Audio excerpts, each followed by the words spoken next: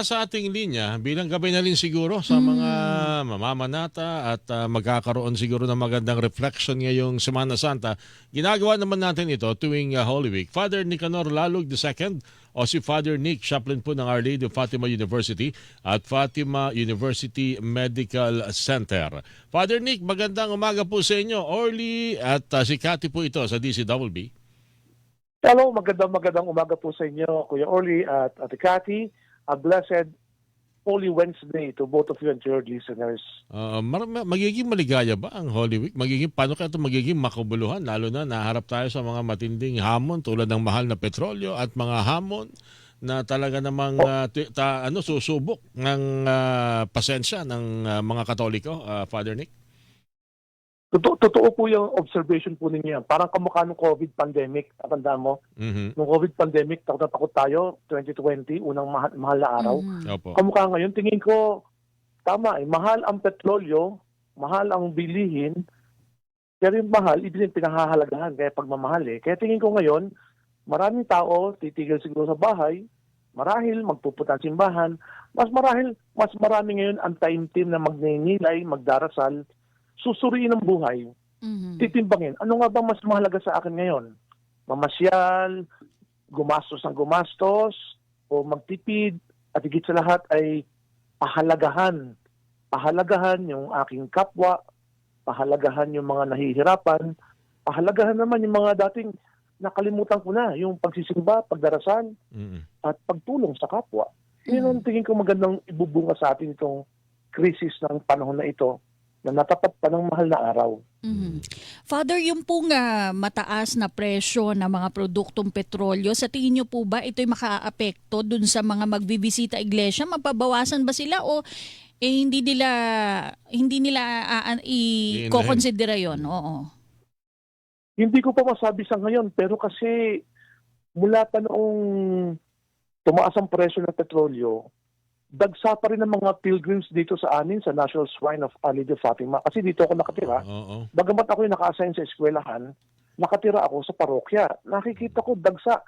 Kagabi meron kami sinakulo, maraming tao pa rin ang dumating, nanood. At it's still too early to say, pero tingin ko, one thing for sure, mas taimtim magdarasal ngayon ng mga tao. Iindahin yan. Iindahin yung presyo ng, mahirap maski naman kami mga pari, iniidala namin yung presyo ng mga petrolyo kasi ang hirap talaga magbiyahe. No? Pero tingin ko, hindi ko pa masabi sa ngayon. Malalaman ko lamang yan. Siguro bukas, kasi Huwebes Santo bukas. Opo. Simula bukas ang bisita iglesia. Bukas ng gabi.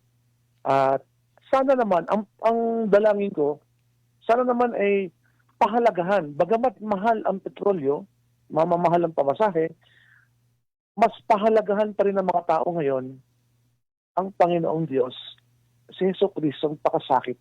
Kasi si Jesus nagpahalaga din sa atin na kahit mahal ang petrolyo, magpupunta pa rin ng mga tao sa simbahan para makibahagi, makiisa sa mga pagdiriwang, para makapagdasal, makapagkumpisal, at sana wag din mawala yung karidad ngayon. Alam mo yung karidad sa probinsya, pag may pabasa, may mga pagkain. Yun ang purpose nun caridad, charity, para matulungan yung mga hindi nakakakain, yung mga dukha, maliliit. Maganda yan. Mabigyan, matulungan. Magandang ipanata So yan. tingin ko, malaking factor yung presyo ng petrolyo. Pero naniniwala ako at umaasa ako, magbubunso dito para ang mga tao higit na magdasal at magnilay sa kabila ng mga bagong krisis na ito na kinakaharap. Pipiliin pa rin natin ang Panginoong Diyos. Pilitin ko makapagbisita dyan sa Fatima, Father Nick. Pero panghuli na lang siguro, ano ang ating mensahe, lalo-lalo na doon sa mga sinasabi na nababawasan na yung sidhi ng pamamanata tuwing Holy Week dahil mas marami ang nalululong sa gadget at nalululong sa mga biyahe-biyahe At nag-outing.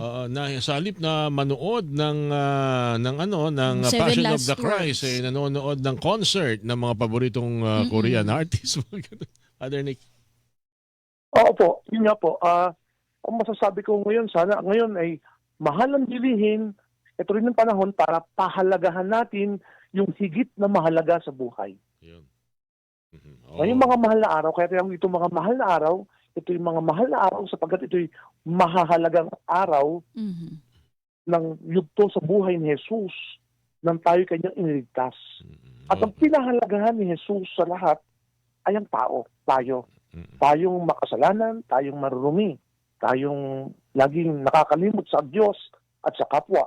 Ngayon naman siguro yun ang hamon pa rin sa atin palagi eh. Mhm. Yun nga eh, pagka walang krisis, pagka magandang buhay, nakakalimutan natin pinakamahalaga ang Diyos at ang kapwa. Tama. Kaya pasyal dito, pasyal doon. Mhm. At kung minsan parang wala nang mahal na araw ngayon. Hindi ka mukha nung nagisnan ko nung bata ako na walang maingay, walang Tahimik. naglalaro, Oo. walang laban ng kalsada pag mahal na araw. Oo, Pero color ngayon, pa rin nasa TV. Tingin ko ito yung pagkakataon Alright. na higit na masusuri muli ng mga tao ang pinakamahalaga sa buhay ko ngayon.